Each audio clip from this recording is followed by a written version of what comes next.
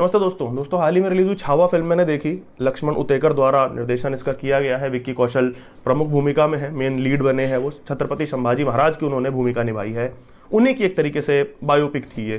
किस तरीके से उनका जीवन, कितनी वॉर उन्होंने लड़ी, किस तरीके से उनका क्लैश था औरंगजेब के साथ, और अंत जिस तरीके से वो वीरगति को प्राप्त हुए और वो जो स्ट्रगल था, वो प्रमुख जो था, वो इस फिल्म में दर्शाया गया है। और किस तरीके से दर्शाया गया है वो हम इस वीडियो में बात करेंगे। इस फिल्म को लेकर मैं उत्साहित था, मतलब ट्रेलर के बाद से ही I was looking forward for it, I was waiting for it. और मेरे जैसे बहुत सारे लोग थे, तो इस वीडियो में उसी को लेकर के चर्चा करेंगे। उससे पहले मैं एक चीज़ बोलना चाहूँगा, ये पूरी जो वीडियो होगी और मैं पूरी समीक्षा करूँगा, पूरी फिल्म मेकिंग के बेसिस पे करूँगा। और जो मुझसे लोग जुड़े हुए हैं, इस चैनल से जुड़े हुए हैं, मेरे सब्सक्राइबर लोग हैं, वो जानते हैं कि मैं उसे किस तरीके से करता हूँ। मैं सिनेमा को सिनेमा की तरह देखता हूँ। और मैंने इसको लेकर के एक ट्वीट किया था, तो उस पर लोग आहत होने वाले आहत भी हुए थे। अब आहत होने का उन्होंने रीज़न नहीं बताया, वो गाली लिख के लोग चले जाते हैं रैंडमली वाले थे। तो मैं ये बात बता रहा हूँ कि अगर आप ये सोचते हैं कि मैं ये कैसे बोल सकता हूँ कि हमारे नैरेटिव की फिल्म बन रही है, हमारी हिस्ट्री को लेकर के फिल्म बन रही है, हमारे जो ऐतिहासिक हीरो रहे हैं उनको लेकर के कोई फिल्म बन रही है, तो मैं उसको नेगेटिव कैसे बोल सकता हूँ। अगर आपको ऐसा लगता है तो मैं आपसे विनती करूँगा कि आप ये वीडियो ना देखें। हो सकता है आप आहत हो जाएं। अगर आप जानना चाहते हैं कि फिल्म मेकिंग कैसी हुई है, इसमें कहाँ कहाँ गलतियाँ हुई हैं जो आगे त्रुटियाँ सुधारी जा सकती हैं, हो सकता है गलती हो गई हो, ठीक है, नैरेटिव बन रहा है, आगे बनेगा, कैसा बनेगा, उस पर अगर चर्चा आप देखना चाहते हैं या क्या क्या त्रुटियां हैं वो जानना चाहते हैं, तो आप ये वीडियो एंड तक देखिएगा। इसके साथ ही अगर वीडियो अच्छी लगे तो लाइक अवश्य करिएगा, साझा करिएगा अपने दोस्तों के साथ, परिवार वालों के साथ। कमेंट करके बताइएगा अगर आपने फिल्म देखी है या नहीं। और चैनल अगर अभी तक सब्सक्राइब नहीं किया है तो सब्सक्राइब कर दीजिए। आइए आरंभ करते हैं रिव्यू। तो दोस्तों अगर मैं एक लाइन में बोलूँ कि शॉर्ट फ्रेज जो कहता है ना 1 मिनट रिव्यू, तो मैंने एक ट्वीट किया था, आप इसको देख सकते हैं, पढ़ सकते हैं।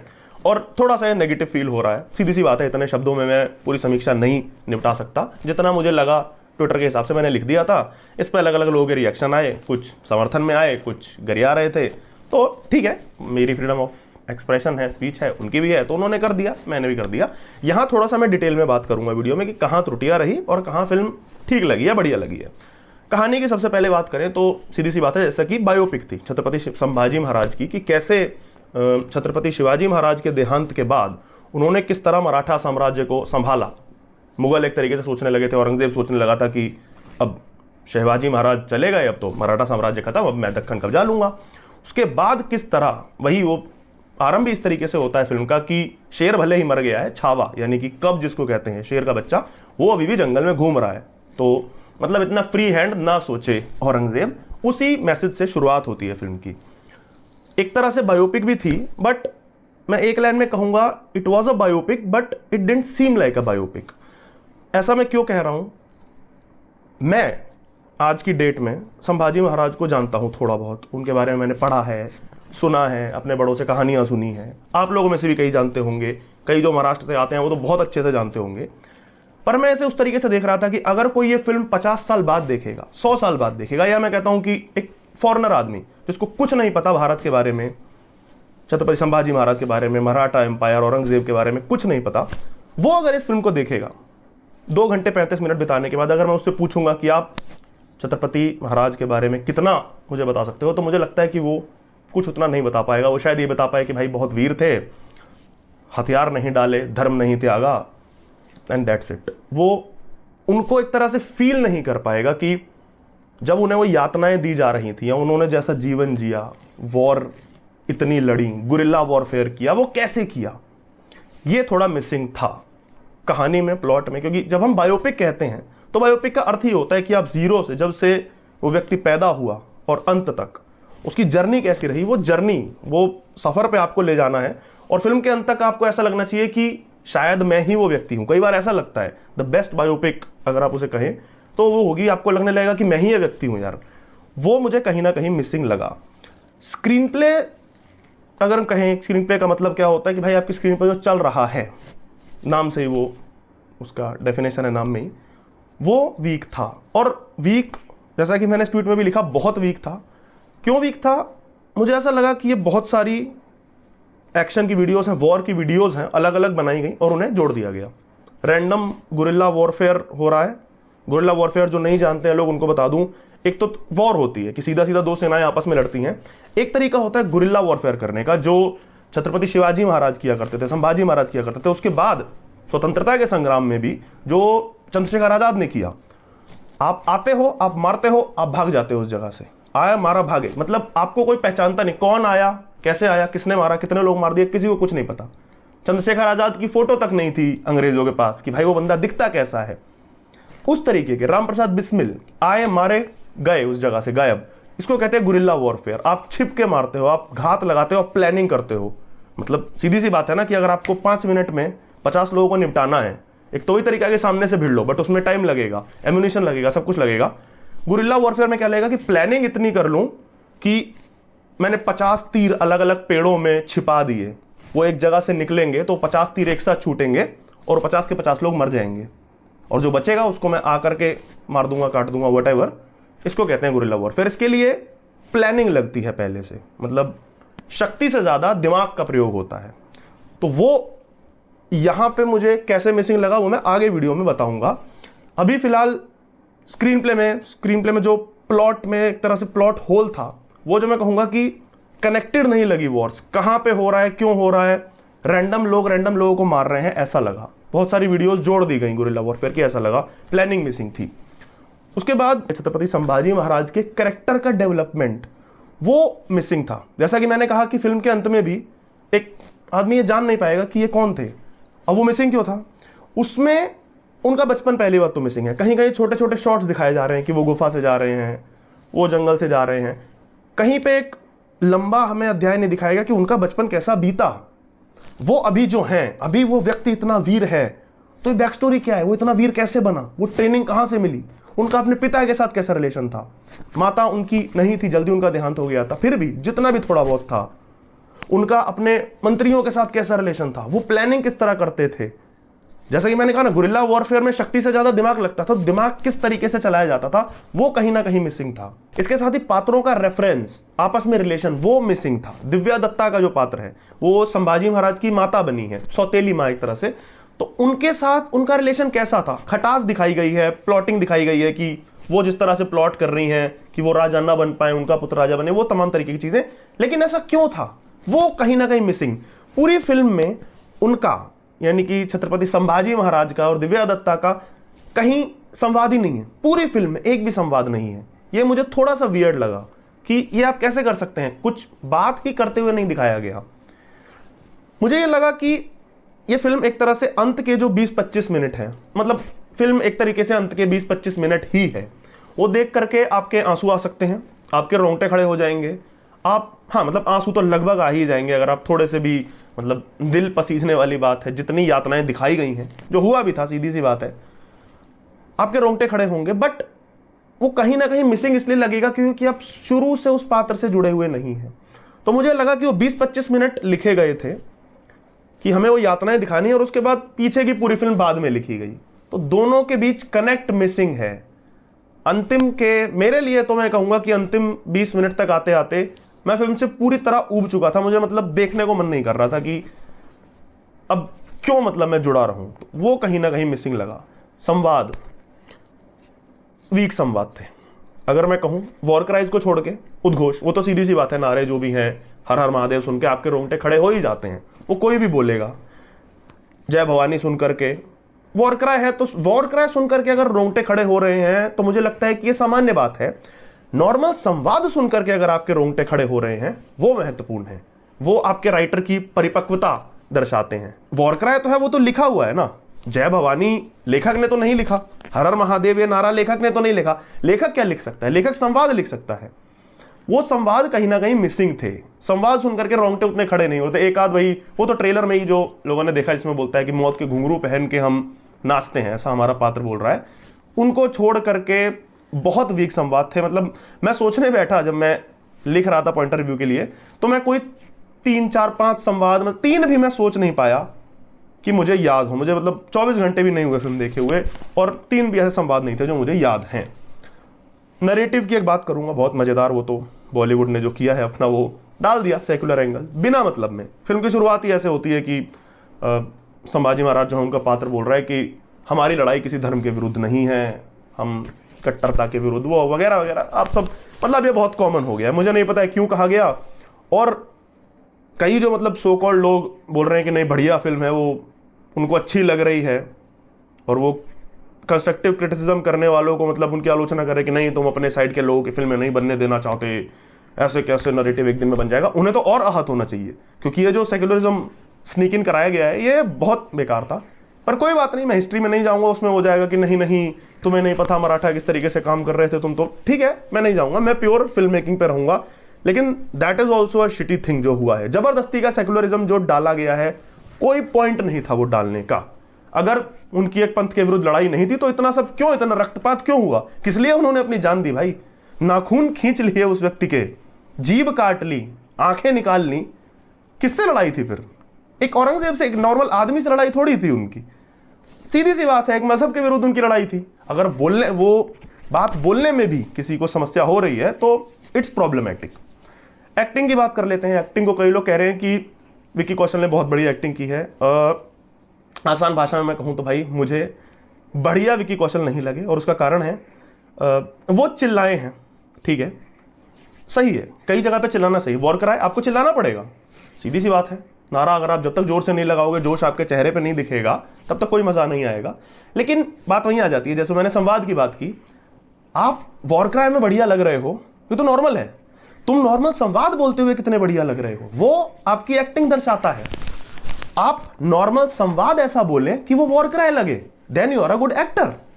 वॉर क्राई में तो नॉर्मल आदमी भी अच्छा लगेगा ना। अब हर हर महादेव बोलता हुआ, जय श्री राम बोलता हुआ, जय भवानी बोलता हुआ, जय शिवाजी बोलता हुआ तो मैं भी अच्छा लग जाऊंगा, but I am not a professional actor. Vicky Kaushal या जो भी एक्टर यहां पे होता, उसकी कुशलता का आकलन इस बात से होना चाहिए कि नॉर्मल संवाद वो कैसे बोल रहा है कि वो जय भवानी जैसे वॉर क्राई से भी बड़ा लगे। उस चीज पे मैं अगर उन्हें जज करूं तो वहां पॉइंट कटेंगे, थोड़े से रिपीटेटिव लगे। मुझे लगा कि पूरी फिल्म में वो बस चिल्ला रहे थे। अब एक बार हुआ अच्छा लगा, दो बार हुआ अच्छा लगा, फिर वो अननेसेसरी लग रहा था। रणवीर सिंह टाइप की वाइब आती है ना, रणवीर सिंह हर जगह अपना ओवर द टॉप एक्टिंग जो कर देते हैं, वो मुझे लगा और कहीं ना कहीं वो इरिटेटिंग लगा। दूसरी एक और पॉइंट कि विक्की कौशल मुझे प्रभावशाली क्यों नहीं लगे, because I have seen better of him.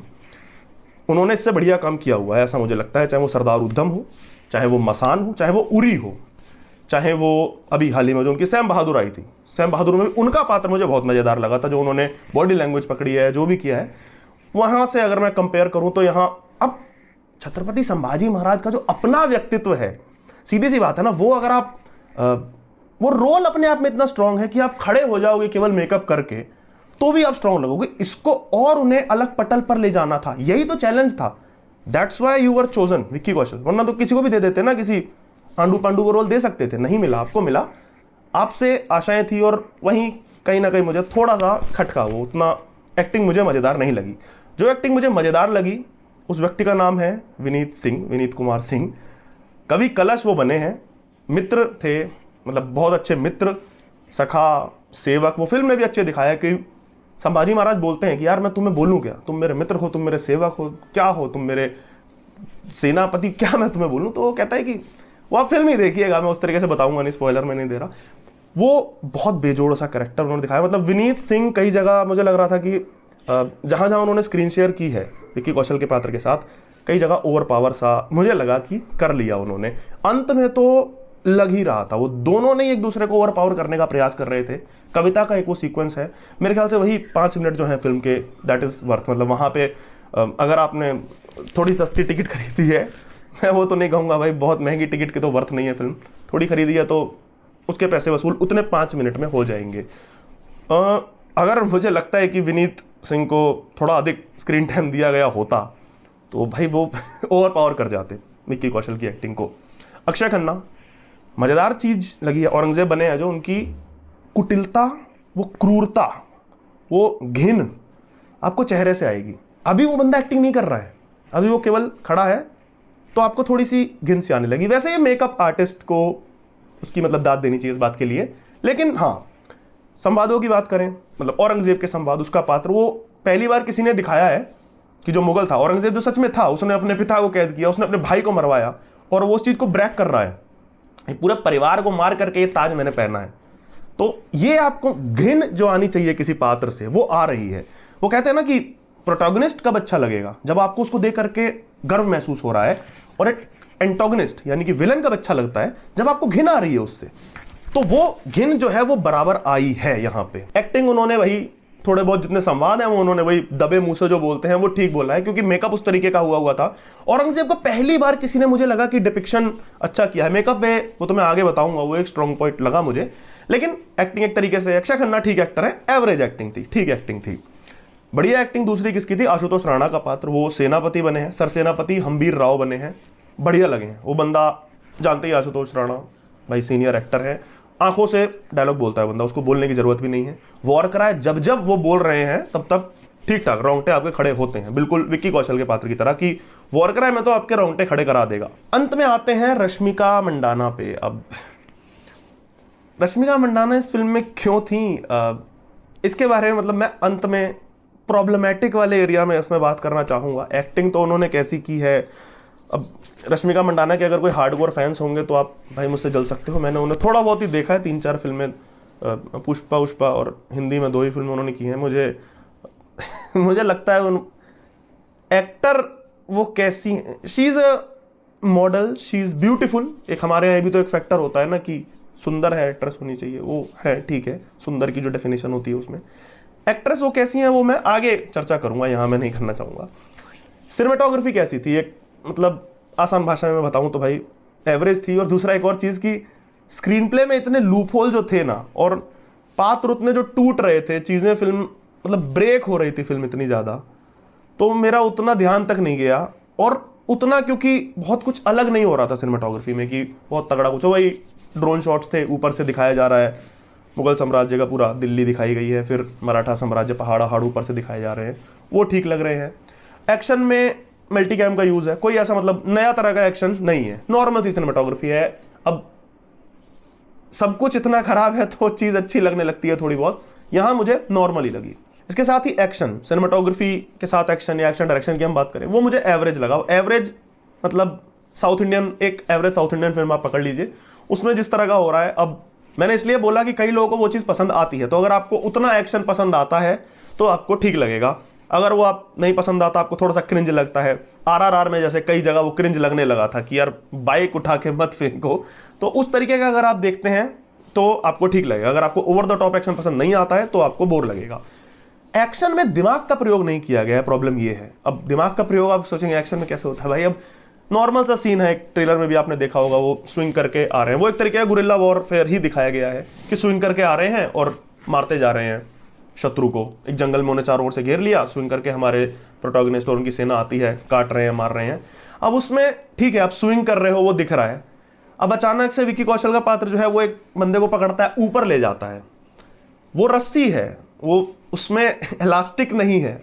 अब इलास्टिक है या नहीं है यही तो हमें नहीं पता। जैसा कि मैंने कहा कि गुरिल्ला वॉरफेयर के पीछे की प्लानिंग नहीं दिखाई कि कैसे वो हो रहा है, एक छोटा सा सीन तक नहीं दिखाया। उदाहरण के रूप में बाहुबली फिल्म आपको याद होगी, फर्स्ट पार्ट, उसमें सीन था कि कपड़े, पेट्रोल में कपड़ा डुबा करके या तेल में जिस तरह भी वो छोड़ता है सेना की तरफ, और उसके बाद उस पर आग वाला तीर मारता है तो जिंदा जल जाते हैं लोग। उससे ठीक पहले एक छोटा सा सीन दिखाया था जब बड़े बड़े तंबू जो हैं, प्रभास का पात्र बड़े बड़े तंबू जो हैं फाड़ रहे थे या निकाल रहे थे। आपको लगता है कि यार ये क्यों हो रहा है, फिर अगले दिन हमें दिखता है कि वो व्यक्ति तंबू के साथ क्या किया, उसने बड़े बड़े कपड़ा जो था उसके साथ क्या किया। तो ऐसे यहाँ पे पूरा मिसिंग था। 10 से 12 मिनट का वो सीक्वेंस है, गाना चल रहा है और उसमें गुरिल्ला वॉरफेयर हो रहा है, पानी में से निकल रहे हैं लोग, हमारे वॉरियर्स तीर चला रहे हैं। अब वो वहां तक पहुंचे कैसे, पानी में वो छिपे कैसे, वो जर्नी मिसिंग है। वो दुश्मन के एरिया में जमीन के नीचे छिपे हुए हैं, अचानक से निकलते हैं, मारना शुरू कर देते हैं, मतलब गदा लेकर के निकलते हैं, विक्की कौशल का पात्र जो है मारना शुरू कर देते हैं लोगों को, ये हो गया। उसके बाद नदी में छुपे हुए हैं वो, अपने साड़ी उन्होंने पहनी है, सब लोगों ने डिस्गाइज करके छुपे हुए हैं, पत्थर बांध रखे हैं साड़ी में एक दूसरे, मतलब ऐसा लग रहा है एक वो सलमान खान की फिल्म होती है ना कि रैंडम जगह से कूदता है आपका हीरो और मारना शुरू कर देता है सबको। उसकी बैक स्टोरी क्या थी, वो वहां तक पहुंचा कैसे, मुझे लगता है गुरिल्ला वॉरफेयर में ये दिखाना आवश्यक था और वही मिसिंग था। इसकी प्लानिंग थोड़ी सी दिखाते तो मजेदार लगता, वही थ्रिल दिमाग में रहता है, इसलिए मैं उसे वीक कह रहा हूं। एडिटिंग पे आता हूं दोस्तों, मैंने पिछले कुछ वर्षों में इससे घटिया एडिटिंग आज तक नहीं देखी और मैं वो क्यों कह रहा हूं, 2 घंटा 35 मिनट की ये फिल्म थी, फर्स्ट हाफ में 15 से 20 मिनट है, मुझे लगता है उससे भी ज्यादा वो काटा जा सकता था, कोई यूज नहीं था उसका। उसमें क्या है, उसमें विक्की कौशल के और रश्मिका मंदाना के पात्र के रैंडम संवाद हैं। एक बार उन्होंने, ठीक है, आपको जब पर्सनल लाइफ आप दिखा रहे हैं छत्रपति महाराज की, शिव संभाजी महाराज की, आपको ये भी दिखाना होगा कि उनका अपनी पत्नी से किस तरह का प्रेम था, वो लोग किस तरीके से बात करते थे, बट एक बार उसको दिखाए, खत्म कर दो। आपको दिखाना क्या है उस व्यक्ति का, आपको क्या व्यक्तित्व दिखाना है कि वो धर्म के लिए लड़ा और अंत में वीरगति को प्राप्त हुआ। ठीक है, मेन प्लॉट ये है, सब प्लॉट ये होगा कि उसकी लव स्टोरी भी थी, लेकिन अब वही होता है यहाँ पे, हमारा प्रेम ऑब्सेशन जो बॉलीवुड का है वो बह गए उसी में। 2-4 सीन जबरदस्ती के चल रहे हैं रश्मिका मंदाना के, वो मैं आगे बात करूंगा। एडिटिंग में वो सब काटा जा सकता था, बेकार के सीन है वो, कोई मतलब नहीं है उनका। 2 घंटे 35 मिनट की फिल्म, मैं कह रहा हूं 3 घंटे की हो जाती। मुझे लंबी फिल्मों से कोई समस्या नहीं आती, 3.5 घंटे की फिल्म बनाते, लेकिन आप छत्रपति महाराज के पात्र को एस्टेब्लिश करते ना भाई, उनका बचपन दिखाते, आप और चीजें दिखाते, उनकी ट्रेनिंग दिखाते। यहां मुझे एडिटिंग, मतलब पैसा क्यों दिया गया एडिटर को मुझे समझ नहीं आया भाई। उसका तो 50 रुपए क्या, सब कुछ काट लो भाई, सब पैसा काट लो, उससे पैसा लो उल्टा। गानों की बात करूं, 2-3 गाने हैं, कोई पॉइंट नहीं है गानों का, लिरिक्स बिल्कुल इररेलेवेंट से हैं, मुझे याद नहीं है, एक भी गाना मुझे याद नहीं है। बैकग्राउंड स्कोर के साथ एक मजेदार चीज है, बैकग्राउंड स्कोर बढ़िया है। और बढ़िया कैसे है, मैं बाद में उस बैकग्राउंड स्कोर को सुन लूंगा। एक होता ना बैकग्राउंड स्कोर, आप जैसे काम करते हुए या ड्राइव करते हुए आप कई बार सुनना चाहते हैं, उसके लिए बढ़िया है, बट वो फिल्म में क्यों अच्छा नहीं लग रहा, क्योंकि उसमें 1% भी मराठा टच नहीं है, 1% भी। AR रहमान ने दिया है, और ठीक है भाई, सीनियर म्यूजिशियन है वो इतने, मुझे समझ नहीं आया किस तरीके से BGM इसका डिजाइन किया गया, वो सीन के साथ बिल्कुल नहीं जा रहा। ठीक है, लाउड है, संभाजी महाराज का पात्र जो है वो चिल्ला रहा है, तो पीछे BGM मजेदार बज रहा है, लाउड है, but loud is not good everywhere. बिल्कुल भी 1% मराठा टच नहीं था, उसे थोड़ा सा टोन डाउन करना था और उसमें थोड़ा सा डालना चाहिए था। मराठी अगर म्यूजिक लिए जाते, मतलब अजय अतुल से अच्छा मराठी म्यूजिक मुझे लगता नहीं कोई बनाता है भाई। वैसे तो बहुत हैं एक आर्टिस्ट हैं, लेकिन Ajay Atul they are the best. पता नहीं उन्हें क्यों नहीं लिया गया। एक छत्रपति शिवाजी महाराज को लेकर के फिल्म बन रही है, उसमें रितेश देशमुख है, वो उसमें म्यूजिक दे रहे हैं। पता नहीं वो अंदर खाने जो प्रोडक्शन हाउसेज की पॉलिटिक्स होती है वो है या जो भी है, मतलब BGM अच्छा था बट फिल्म के साथ वो नहीं जा रहा था। The only good thing about Chhaava is makeup and production design. इतना मजेदार मराठा लुक, मैंने मराठी सिनेमा नहीं देखा, बट इतना मजेदार मराठा लुक मैंने किसी का नहीं देखा। अब इसमें सब, चाहे रश्मिका मंदाना हो, संभाजी महाराज जो बने हैं, विक्की कौशल हो, एक से एक साइड कैरेक्टर सब, इवन औरंगजेब, जैसे मैंने कहा ना, उसके चेहरे पे घिन मतलब आपको आ जाएगी धीरे धीरे, और वो एक तरह से डिके हो रहा है उसका चेहरा। शुरुआत में वो नॉर्मल दिखता है, उसके बाद उसकी आंखों के नीचे काले गड्ढे, वो दिख रहा है कि वो यातना दे रहा है संभाजी महाराज के पात्र को, लेकिन एक तरीके से वो खुद डिप्रेशन से में जा रहा है कि यार मैं तोड़ नहीं पा रहा इस आदमी को, वो उसके चेहरे पे दिख रहा है। तो मेकअप आर्टिस्ट को, मतलब kudos to the whole makeup team, production design की टीम, सेट बहुत बढ़िया बनाए हैं। मतलब गाने बेकार हैं पर गानों में सेट अच्छा बढ़िया लग रहा है। जो मराठा एम्पायर दिखाया है वो, जैसे तख्त है बहुत बढ़िया है, राजा की एक तरीके से पंचायत जहां पे लगती है, जहां पे भी उनके बैठते हैं मंत्री, वो एरिया बहुत बढ़िया है। मेकअप सबका ऑसम। विक्की कौशल जैसे जब उनका राज तिलक हो रहा है वो moment, production design and makeup best. और the only good thing in the movie. अब आते हैं भाई अंत में प्रॉब्लम्स पे कि क्यों मैं कह रहा हूं इतना प्रॉब्लमैटिक क्यों था और क्यों, मतलब मुझे निराशा क्यों हुई है फिल्म देख के। सबसे पहले तो वही बात की जो मैंने कहा कि आधे घंटे की ये फिल्म थी, अंत का आधा घंटा लिखा गया और फिर पूरी फिल्म। यह एक तरह से जो विनीत सिंह का पात्र था, जो कवि थे, कवि कलश, उनकी एक कविता है, वो 5-7 मिनट तक चलती है। वहां पे आपके रोंगटे खड़े होंगे। ऐसा लगा कि जो लेखक था ना, उसके दिमाग में वो कविता वाला सीक्वेंस था कि यार ऐसा दिखाना है हमको। एक तरीके से शॉर्ट फिल्म बन सकती थी, मैं तो कहूंगा कि एक शॉर्ट फिल्म बनती जिसमें औरंगजेब जो है संभाजी महाराज को कैद करा उसने और उनको यातनाएं दे रहा है। 15 मिनट में फिल्म खत्म हो जाती और उसको थिएटर में रिलीज करते हैं और बहुत तगड़ी हिट होती वो।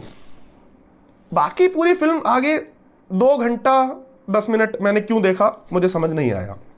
उसके बाद विक्की की एक्टिंग, जैसा कि मैंने कहा, ओवर लगे हैं, रणवीर सिंह टाइप का लगा है मुझे। वो होने का प्रयास कर रहे हैं, एक फ्री वाली एक्टिंग नहीं है।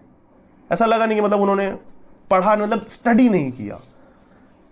अब स्टडी सीधी सी बात है, वो वीडियोस नहीं देख सकते, पढ़ सकते थे, लोगों से बात कर सकते थे, उनके ब्लड लाइन उनकी जो चल रही है उन लोगों से मिलते, उनके परिवार से मिलते, थोड़ा बहुत उनके वैल्यूज, जैसे भोसले परिवार जहाँ से वो आते थे उनके बीच बैठते कि उनकी अभी भी वैल्यूज़, क्योंकि कुछ लोग हैं ना, वो ब्लड में तो रहती है ना वो चीज़, कि किस तरीके से वो लोग बात करते हैं, उनकी बॉडी लैंग्वेज क्या है।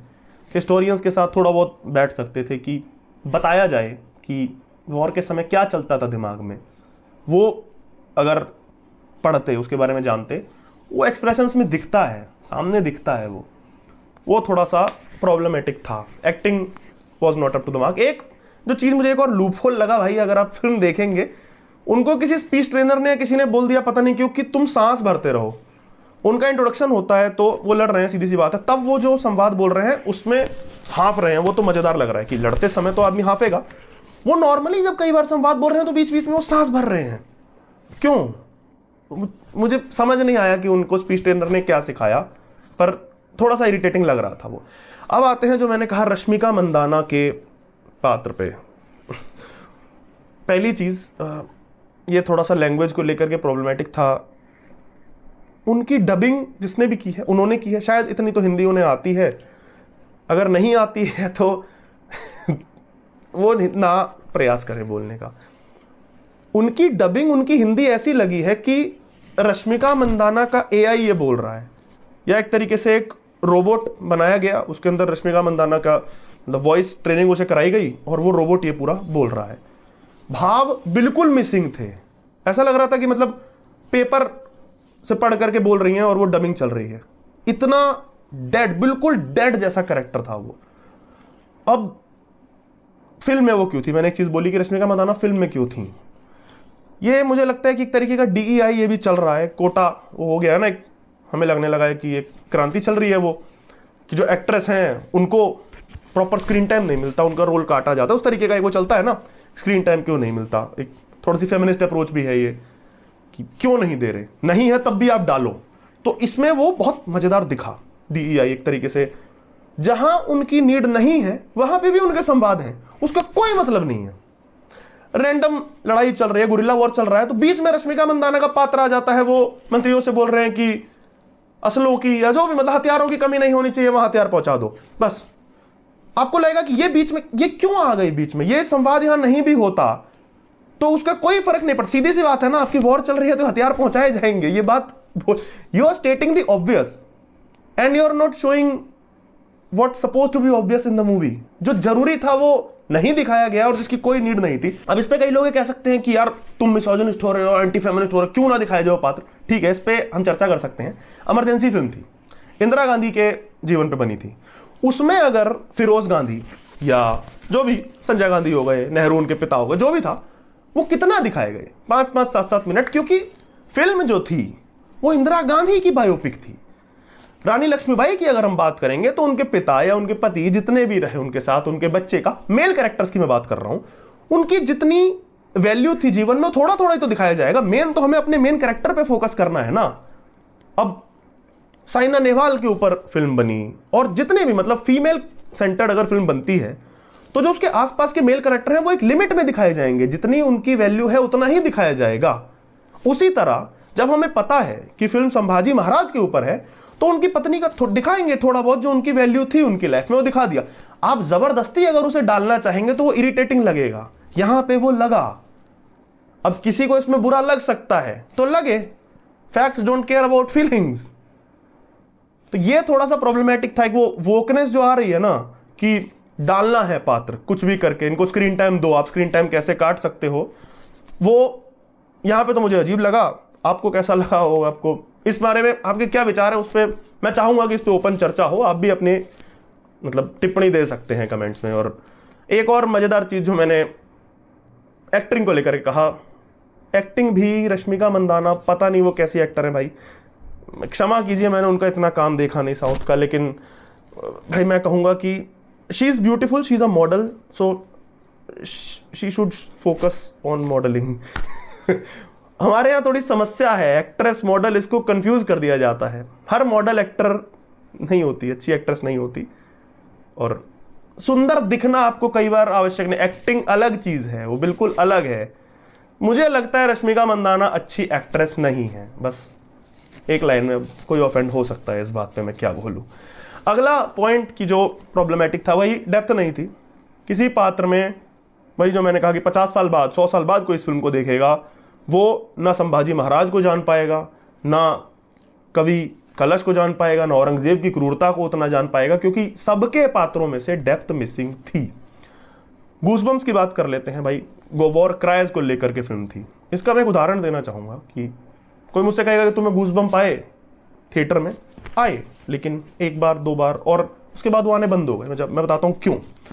आप लोगों में से जिन्होंने उरी फिल्म देखी हो, उसमें सबसे बड़ा गूज़बम्प्स वाला मोमेंट था अंत में, जब उनको हेलीकॉप्टर लेने आता है और विक्की कौशल का पात्र जो है वो बुलाता है। जिनको मालूम होगा, जिन्होंने फिल्म देखी होगी वो जानते होंगे कि वो बुलाते हैं हेलीकॉप्टर को, और हेलीकॉप्टर उस समय पे आता है और म्यूजिक के साथ वो हेलीकॉप्टर आता है। वो मतलब उस तरीके का मोमेंट था कि आप सीटें फाड़ दोगे थिएटर में।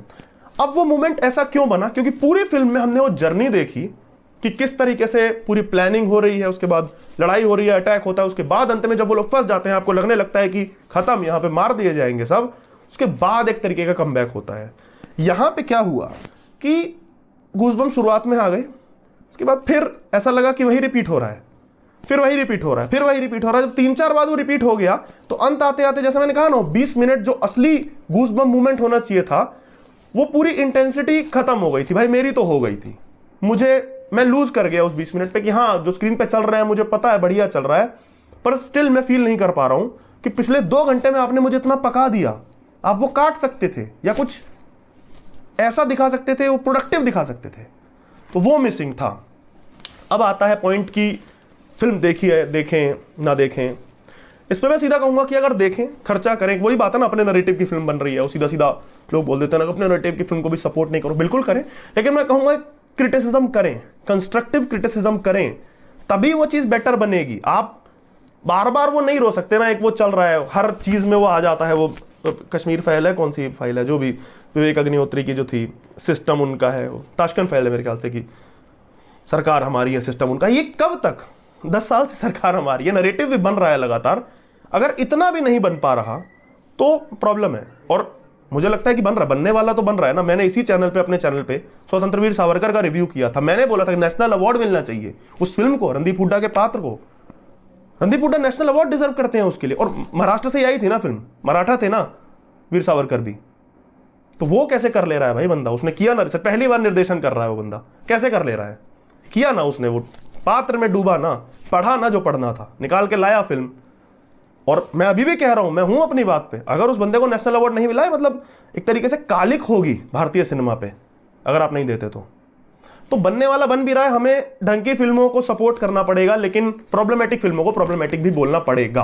आप हर बार ये नहीं कर सकते कि यार अभी तो बननी शुरू हुई है, तुम अभी से क्रिटिसाइज करोगे। नहीं करेंगे तो और दिक्कत होगी। उनको लगने लगेगा कि अगर हम हर फिल्म को कहने लगेंगे बढ़िया है, तो उनको लगने लगे, मीडियोक्रिटी इसी तरह आती है। निर्देशकों को, प्रोड्यूसर्स को, उनको लगने लगेगा कि अरे चल जाता है, लोगों को पसंद आ रही है। अगर आदिपुरुष का क्रिटिसिज्म नहीं किया गया होता तो भाई वो आदिपुरुष 2 बना देते, जिस तरीके का उनका चल रहा था वो बना देते। और वो तो बना देगा। प्रोड्यूसर को क्या चाहिए? पैसा चाहिए। हम जानते हैं ना, मस्त हमारा टी सीरीज वो क्या था और क्या हो गया। त्रिशूल सीरीज भजन से आरंभ हुई थी, अब ठीक है चलो, प्रोडक्शन हाउस, उनका काम पैसा कमाना है, तो हमें उन्हें बताना पड़ेगा कि we are putting our money, we need feedback. हम बढ़िया आउटपुट चाहते हैं आपसे। अगर मैं अपना पैसा डाल रहा हूं तो जो प्रॉब्लमेटिक होगा बोलना पड़ेगा। इमरजेंसी का रिव्यू था, मैंने उसमें भी बोला था क्या क्या चीजें प्रॉब्लमेटिक थी। और अगर मैं कंपेयर करूं तो अब मुझे लग रहा है कि इमरजेंसी मुझे छावा से बेटर लगी थी, क्योंकि उतना स्तर नीचे गिरा दिया। अब एक और चीज आती है कि धर्म को लेकर के यार फिल्म बन रही है, धार्मिक फिल्म पे आप उस तरह क्रिटिसिज्म, उसको मैं थोड़ा सा पॉलिटिक्स से रिलेट करके बताना चाहूंगा कि ठीक है, सही बात है भाई, पहले तो बनती ही नहीं थी बॉलीवुड में, सीधी सी बात है ना, किसी ने नहीं बनाई अब तक, तो गुणगान हो रहा था मुगलों का ही सबका। अब आप बन रही हैं तो आप क्रिटिसिज्म कर रहे हो, बोल पा रहे हो, ठीक है। इसे थोड़ा सा पॉलिटिक्स से रिलेट किया जाए। 2 तरीके की चीज़ें होती हैं। एक तो धर्म तो है ही हमारा, मैं पैदा हिंदू हुआ हूँ, मेरा धर्म है वो। एक दूसरा धर्म भी है जो कि कर्म है मेरा। कहा जाता है ना कि कर्म असली धर्म है आपका। इसमें योगी आदित्यनाथ का अगर हम उदाहरण लें, मुख्यमंत्री वो बने, उनके आप साक्षात्कार देखेंगे या जो भी देखेंगे, आप उसमें जान पाएंगे कि जब उस व्यक्ति से पूछा जाता है कि आप पहले साधु हैं या आप पहले एक सीएम है, तो उनका उत्तर सुनिए कि मैं साधु हूं, वो मेरा धर्म है, लेकिन मैं सीएम हूं, ये मेरा राजधर्म है, ये मेरा काम है भाई, ये भी मेरा एक धर्म है। तो मैं दोनों को पैरेलल लेके चलूंगा। मैं एक को ज्यादा एक को कम नहीं कर सकता, या एक का यूज करके दूसरे को भुनाना, या एक को बढ़ा कर दूं और उसी के भरोसे लोगों को लुभाना चाहूं और दूसरे को उतना भाव ना दूं, तो प्रॉब्लम होगी। इसका आप उदाहरण देख सकते हैं दिल्ली में। दिल्ली के हमारे मुख्यमंत्री थे, अब तो नहीं रहे, क्योंकि यही होता है ना, लॉन्ग रन में नहीं होता। You can not fool all the people all the time. एक मुख्यमंत्री थे, कहा करते थे मेरी नानी राम मंदिर बनने नहीं देना चाहती, फिर अचानक से हनुमान भक्त बन गए वो। तो उसने क्या किया, वो राजधर्म नहीं निभा पा रहा था, वो व्यक्ति एक अच्छा मुख्यमंत्री नहीं था, तो उसने अपने धर्म को प्रयोग करके लोगों को मतलब मूर्ख समझना चाहा कि यार ये नहीं कर पा रहा हूं ना, तो बैलेंस आउट कर देता हूं, ठीक है देखो देखो मैं हनुमान भक्त हूं। तो एक बार वो चल गया वो व्यक्ति, मतलब दूसरी बार भी जीत गया, तीसरी बार लोगों ने तो ये ना हो, ये हर चीज में होता है ना। अब ऐसा नहीं है कि अगर मैं क्रिटिसाइज कर रहा हूं तो मैंने, इसीलिए मैंने उदाहरण दिया स्वतंत्र वीर सावरकर का, कि ऐसा नहीं है मैंने आज अच्छी फिल्म बनी है तो मैंने उसको अप्रिशिएट नहीं किया है। पर अगर प्रॉब्लमेटिक बनेगा तो ऐसा नहीं है कि आप केवल नारा डाल करके कि आप जय भवानी बोल दोगे, जय भवानी है वो ये फिल्म आने से पहले भी था, आज भी है और बाद भी रहेगा। हर हर महादेव पहले भी था, आज भी है, बाद भी रहेगा। लेकिन उसको यूज करके खराब फिल्म मेकिंग को आप छुपा नहीं सकते। आप फिल्म मेकिंग ढंग की करोगे और फिर अगर आप हर हर महादेव का वो वॉरक्राई उस पर डालोगे, वो लेयर, वो असली काम वो तब होगा। The Yogi factor, what I am saying, कि आप राजधर्म प्रॉपरली निभाएं। काम आपका है फिल्म मेकिंग अच्छी करो, उसके बाद कुछ भी डालो, नरेटिव डालो। मैं तो इवन कहता हूं चलो तुमने सेकुलरिज्म थोड़ा सा डाल दिया था, मैं झेल लेता यार। मैं फिल्म के पॉइंटर लिखने बैठा, मतलब साथ के साथ मैं देख रहा था, शुरू में ही आ गया कि हमारी लड़ाई किसी धर्म के विरुद्ध। मैंने थोड़ा माथा पकड़ लिया, मैं कहा यार क्या चल रहा है, मैं कहा चलो कोई बात नहीं। फिल्म शुरू ही हुई थी, 10 मिनट बीते थे, मैंने कहा चलो कोई बात नहीं यार, आगे अच्छी होगी, ये इसको नेगेटिव उसमें डालते हैं। मुझे क्या पता था कि वो चीज में लीस्ट नेगेटिव हो जाएगी, क्योंकि फिल्म मेकिंग इतनी खराब है। तो सेकुलर तड़का भी लगाओ लेकिन बनाओ तो सही ना। उसके बाद एक और पॉइंट आ रहा था, मैंने लिखा है ट्विटर पे, तो लोग कही आगे कि मुगलों के लिए फिल्म, वही होता ना, लोग इतने उत्साहित हो जाते हैं, वही सिस्टम हमारा है, 2-4 फिल्में देख के। वही नॉर्मल से लोग हैं कई जो अब तक शाहरुख खान सलमान खान देखा करते थे, उसके बाद अचानक से उन लोगों को पता चला है कि ओह विवेक अग्निहोत्री कोई डायरेक्टर है, वो कश्मीर फिल्म बनाता है। वो जो भी नए नए आए हैं उन्हें तक नहीं पता कि उसने पहले क्या बनाया है या आगे क्या बना रहा है, व्हाटएवर।